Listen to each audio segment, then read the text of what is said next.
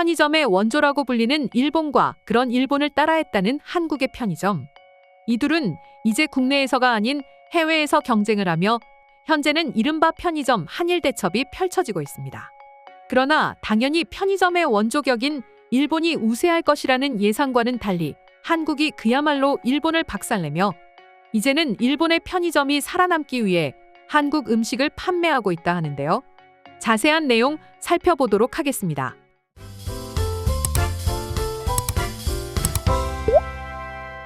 여러분도 아시다시피 일본은 편의점 왕국입니다. 세븐일레븐을 운영 중인 세븐 아이홀딩스는 전 세계에서 가장 큰 편의점 업체이기도 하죠. 2만 개가 넘는 일본 점포를 포함해 주요 해외 국가로 진출해왔습니다. 이 밖에 회미리마트, 로손 등도 큰 영향력을 발휘하며 일본을 편의점 왕국으로 만들어주었습니다. 한국 편의점 1호 브랜드 역시 세븐일레븐이었습니다. 한국의 대표 편의점인 CU의 시작도 회미리마트와의 라이센스 계약을 통해서였죠.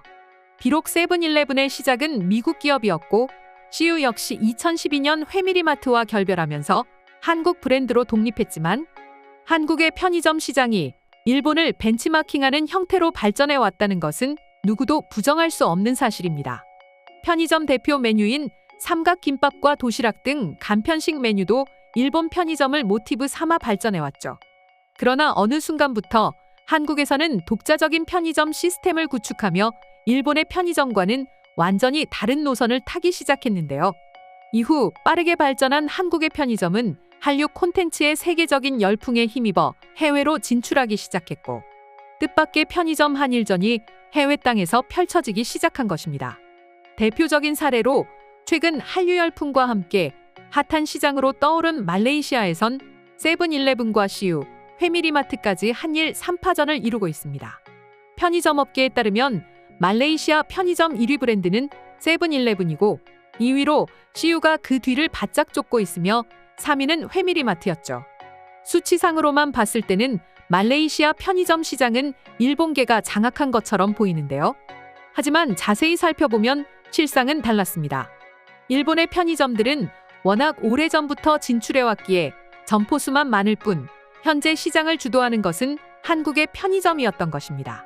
실제로 말레이시아 CU 1호점, CU 센터포인트점은 오픈하자마자 한국 편의점의 지점당 평균 객수의 3배가 넘는 1000여 명의 고객이 방문하면서 뜨거운 관심을 받았으며 이후 오픈한 IOI 시티몰점에는 하루 평균 3000여 명의 고객이 몰리는 신기록을 세우게 했죠.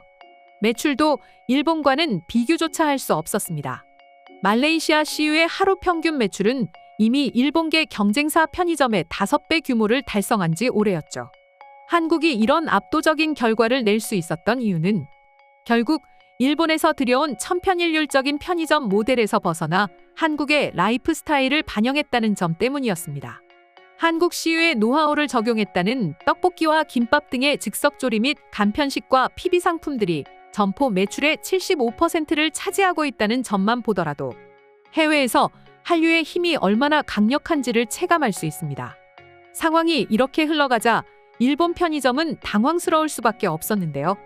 특히 3파전 중 가장 세력이 작았던 회미리마트의 경우 저 멀리 달아나는 CU의 모습을 보며 발만 동동 구를 수밖에 없었고 결국 회미리마트의 선택은 자존심을 버리는 일이었습니다. 바로 막기 대신 김밥을 판매하기로 결정한 것입니다. 2016년 11월 11일 쿠알라룸푸르의 첫 번째 매장을 연 회미리마트는 며칠 전 6주년을 맞이했고 이를 기념해 신제품으로 내놓은 것은 놀랍게도 한국 콘치즈 김밥이었습니다. 회미리마트에서는 맛있는 김치볶음밥과 옥수수, 치킨, 슬라이스 햄, 치즈가 들어있는 김밥이라며 신제품을 홍보하고 있었죠. 주목해야 할 점은 일본식 김밥인 막기가 아닌 김밥이라는 상품명을 그대로 내세우며 한국 음식이라는 것을 유독 강조하고 있다는 점인데요.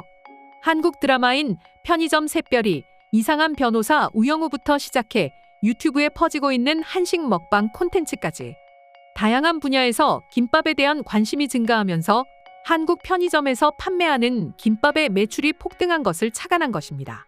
김밥뿐만이 아닙니다. 이미 말레이시아 내 K-푸드의 인기는 한식 전반에 걸쳐 상승하고 있었습니다. 라면은 이미 한국 제품이 시장을 지배하고 있었고 한국식 치킨은 현지인들에게는 거의 주식이 되었죠.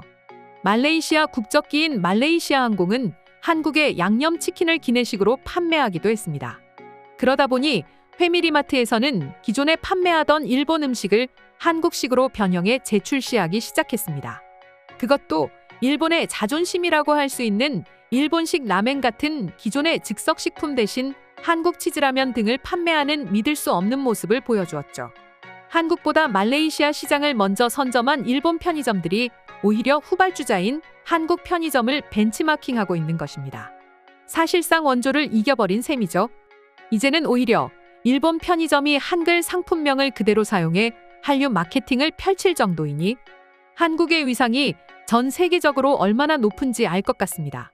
더욱 고무적인 것은 이것이 단순히 편의점에만 그치는 것이 아니라 세계 곳곳에서 한국과 한류가 그 나라 현지 문화 자체를 바꾸고 있다는 점인데요. 이제 문화는 곧 국력이라는 말이 있듯이 앞으로의 한류 문화가 계속해서 발전할 발판을 마련한 셈이죠.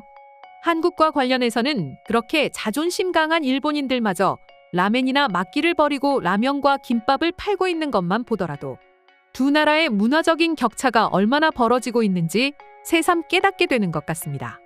그럼 관련 내용을 보고 외국인들은 어떤 반응을 보여주고 있는지 자세히 소개해드리도록 하겠습니다. 지금 일본의 젊은 세대들은 한국의 편의점이 일본에서 비롯되었다는 사실을 알기나 할까? 안다고 해도 당장 맛있는 음식을 제공해주는 건 한국 편의점인데 굳이 일본 편의점을 찾아갈 이유도 없지. 나도 말레이시아에 살고 있지만 일본 편의점은 관심도 없어요. 그냥 어떤 편의점이든 한국과 관련된 제품과 음식을 많이 판매하느냐가 중요할 뿐이죠. 한국 입장에서는 배 좀 아프겠는데? 대놓고 한국 편의점을 따라하는 거잖아. 그것도 한류의 힘을 이용해 먹는 거고 말이야. 일본 편의점이 매출의 일부분을 한국에게 주는 게 아니라면 이건 중국인들과 다를 바 없는 행동이야. 그렇지도 않죠? 사실상 일본의 패배 선언이죠. 자국의 음식까지도 한식으로 바꾸는 것인데 크게 본다면 매출은 증가했을지 몰라도 결국 한국의 음식과 문화가 더 우월하다는 것을 증명하는 것일 뿐입니다. 어차피 일본 편의점이 한국을 홍보해주는 거라 한국 입장에서는 나쁠 것도 없지. 한국은 얼마든지 한류에 어울리는 신제품을 만들어낼 수 있지만 일본에서는 한국에서 만드는 것을 따라해야 하니 메뉴를 빼앗을 수는 없어. 그래도 접건 좀 심하네. 일본인들이 그렇게 막기랑 라멘이 원조이며 세계 최고라고 할 땐 언제고 돈이 되질 않자 바로 한국 김밥과 라면을 파는 거잖아. 일본인들의 국민성이 잘 느껴진다. 자존심이고 뭐고 일단 팔아야 살 수 있는데 어쩌겠어요. 저렇게라도 안 했으면 이미 한국 편의점이 모든 해외 시장을 점령했을 것입니다. 일본 애들 속 좀 쓰리겠네. 편의점마저 뺏기고 있으니 말이야. 생각해보면 일본이 뛰어나다는 것 중에 한국이 이겨버린 게 한둘이 아닌 것 같아. 요즘엔 한국 만화도 일본 것보다 재밌는 것 같더라. 어쩔 수 없는 이치죠. 흐름 자체가 한국으로 넘어왔어요. 이제 와서 일본이 무엇을 한다 하더라도 관심을 가지는 사람들이 있을까 싶네요. 최근에는 이마트24도 우리나라에 들어왔어. 이쯤 되면 사실상 편의점 경쟁은 한국 대 일본이 아니라 한국 대 한국이 되겠는걸. 사실 예견된 현실입니다. 결국 편의점 음식이라는 것은 맛도 맛인데 제일 중요한 게 마케팅이죠. 한국은 한류 문화의 인기로 인해 홍보할 거리가 넘쳐나는데 일본은 아무것도 없습니다. 맞는 말이네요. 한국은 때마다 드라마나 영화가 터지니 홍보 모델이 넘쳐나는 상황이니 말입니다. 그리고 극중에서 주인공들이 항상 편의점에서 맛있는 음식을 먹고 있으니 자연스레 세계적인 홍보가 될 수밖에 없죠. 이상으로 한국과 일본의 편의점 경쟁에 대한 해외 반응 소개해드렸습니다. 오늘도 끝까지 영상 시청해주셔서 감사드리며 여러분들의 구독과 좋아요는 영상 제작에 큰 힘이 됩니다.